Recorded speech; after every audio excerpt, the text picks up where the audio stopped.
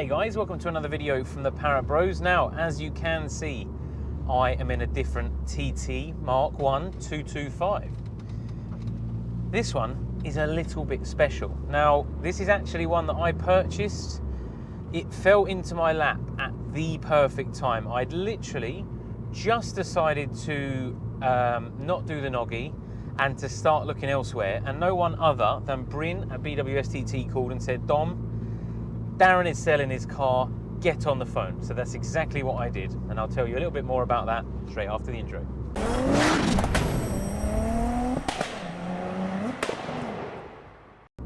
So let me set the scene for you. 7, 8 o'clock at night, sat at home, scrolling through eBay as you do, just a normal evening, and Bryn rings. Darren's selling his car, so literally phone down to Bryn, phone up to Darren, right, what's going on with the car? He's like, I'm selling it, I bought a Jag F-Type, can't argue with that.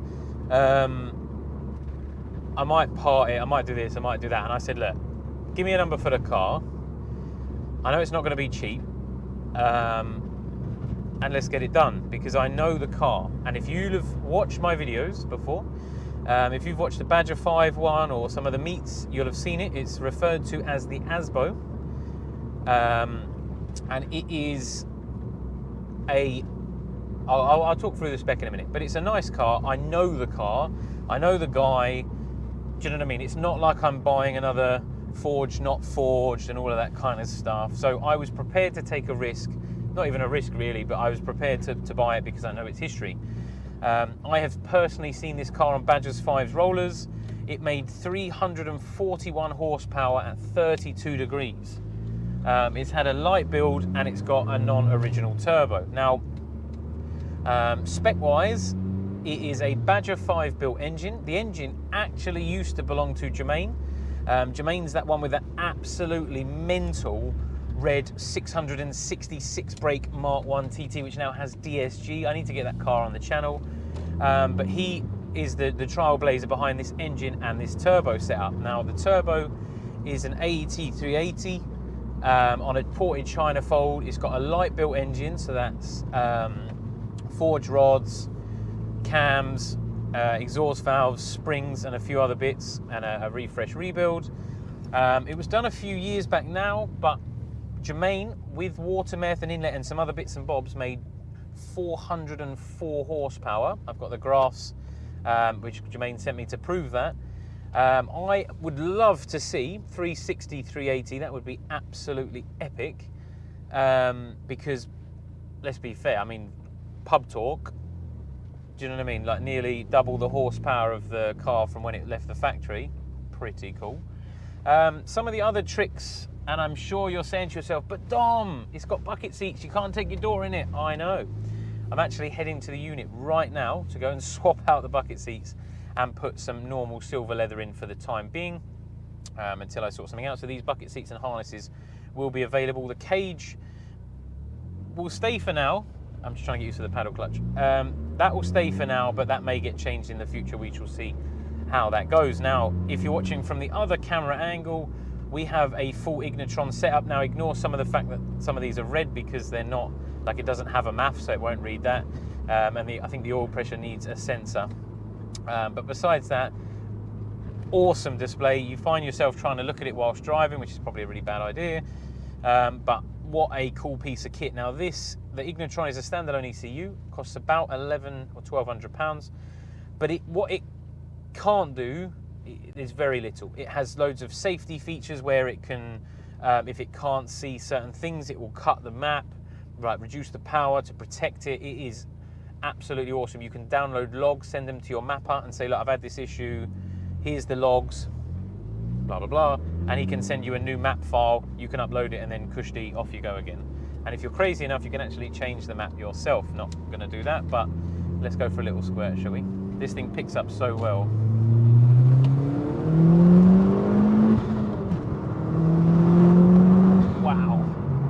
Wow, that goes well. Now, it threw on a little engine management light because it's probably not warm enough. But the great thing with the Ignitron is you can literally have a look at what faults there are, hit clear, hit close, and off you go. Now, of course, you do not want to be cancelling codes if there's a problem, but it's just because it's not quite up to temp. I thought it was, but it's not quite there yet, so we'll give it another couple of minutes before we have another little squirt. But let's talk through some of the other features on this car. It has KW variant 3 with the separate reservoir coilovers. It's got 4-pot Porsche front brakes, roll cage, bucket seats, harnesses. Engine bay is relatively standard looking. Well, I say it's standard looking, it's not, but it's nothing too tricky. It's got a Votex front bumper, which has been smooth, which is a really nice touch. I've wanted a Votex bumper since I knew they existed. And it has, the reason it was called the Asbo is because it has a 3-inch turbo back exhaust with a very small back box, which is very, very loud. But what a car. Don't get me wrong, I paid strong money for it, but I can put my stamp on it. Now, there's loads of little things I'm going to want to do, and I will save them for when we have a bit of a walk around in a minute. But I'm just going to do a couple of pulls, and then we will have a walk around the car and I'll show you a bit more. Okay, so let's join a dual carriageway and I'll show you what this thing can do. It's interesting actually. It's not what I thought it was going to be. Now, I'd not test drove this. I literally bought this. I was like, yeah, I know the figures. I'll take it. But driving is different to what I expected, but it's very linear, and I mean, it picks up like nothing. If you look,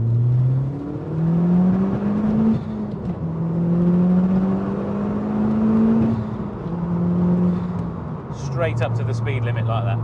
And it's got I don't know if you heard it on the camera, but it's got a limiter at 6.5. I think that can actually be upped, but it has that bang when you change gear. Epic, absolutely epic. I still can't quite get used to driving this. It's not that it's stupid fast, but it's everything I wanted. I mean, you can literally drop it into any gear, off you go. Now, the benefits of the AT380 is a hybrid KO4, so you're spooling really low down the low range of the RPM, and it will literally pick up anywhere, drop it into 4th,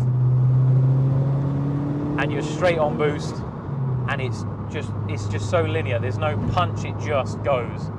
If you look at the graph, I'll stick a picture up for you now. It's just a lovely smooth graph, no lag, absolutely wicked. It's hurting for some meth because these hybrid turbos run quite hot. It would definitely benefit from water meth, which is something we will be doing in the future. But what I'm actually going to do is reach out to Badger 5. We'll go over there and we'll do a health check, rolling road, and we'll get him to write us a nice little list of things that we could do that would benefit this car. And I'll talk through all of the stuff it's had done, and we can talk with him, and you can sort of see what sort of value for money you're going to get from a kit like this, because you don't have to change the intercooler piping, you don't have to change the coolant and oil feed lines, all that sort of stuff, the intake. You can take the MAF off. Like I said, this has no MAF, but besides that, it is a similar fitment, so you don't have to change absolutely everything. You'll need new injectors, of course, but and a forge engine, but, well, rods at the very least. But that's enough of that. Right, let's jump to the unit and we'll have a look around the car. And there you have it. There is the car they call the Asbo. Now, let's talk about all its good and bad. It's sporting the Le Mans 18-inch alloy wheels with the KW suspension and these lovely Porsche brakes, which I will actually be swapping for what I have on mine already, because I actually prefer them. Slightly different pedal feel. It has this lovely non-factory dent. I do actually have a wing, and if you follow me on Facebook, you'll have seen that I was asking for a silver wing, and this is actually why. The front bumper, look at that front bumper. Oh, it's just, didn't get you excited. I need to remove this adhesive he left me because he had a little tiny number plate, like a motorbike number plate on the front, which obviously came off. I've just got mine in the window because I've actually got a sticker one to stick on and remove on the front. For whatever reason, I need to paint the lower grills, paint the upper grill, because that is really faded.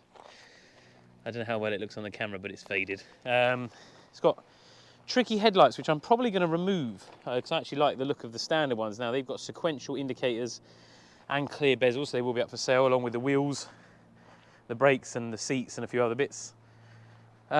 Spinning round to the rear of the car, it has a Votex rear spoiler, has a Cloud9 Customs black with a CNC inlet with little blue stickers on, fuel cap. Of course, it has some stickers which I will be removing, starting with this one, because I do not condone BWS TT on the Parrott Bros channel. I'm joking. I'll leave the one under the engine bay, but I like a nice, clean, factory-looking car. I'm unsure what to do about the spoiler. I haven't decided because I'm not a massive fan of the rear spoiler. I'm going to leave it for the time being because it's fitting. I don't know what it's like underneath, and I'm scared. It's got that Quattro Sport style top, which I don't hate. I know it's not a Quattro Sport, but hey, it's plenty quick enough to be one, eh? Right, moving on to the inside. Now it has these gorgeous bucket seats, which I will be removing because A, I'm too fat and wide in the hips, and B, I bought this car solely because I can take my daughter in it. Now the cage will stay for the time being, providing it doesn't foul the seats. Painted in Noggy Blue, which is epic, and it's great for holding a GoPro. It's got a flat bottom steering wheel again. Really, really like it. Now it actually also has the MFA, the special MFA, which has all this cool stuff in the middle, including digital miles per hour. It gives you coolant temp, oil temp, and loads of other stuff. Fuel gauge is broken, typical TT. We've got the Ignitron, which you saw on the camera, and besides that, that is pretty much it. Let's have a look under the bonnet. That's the most important thing, isn't it?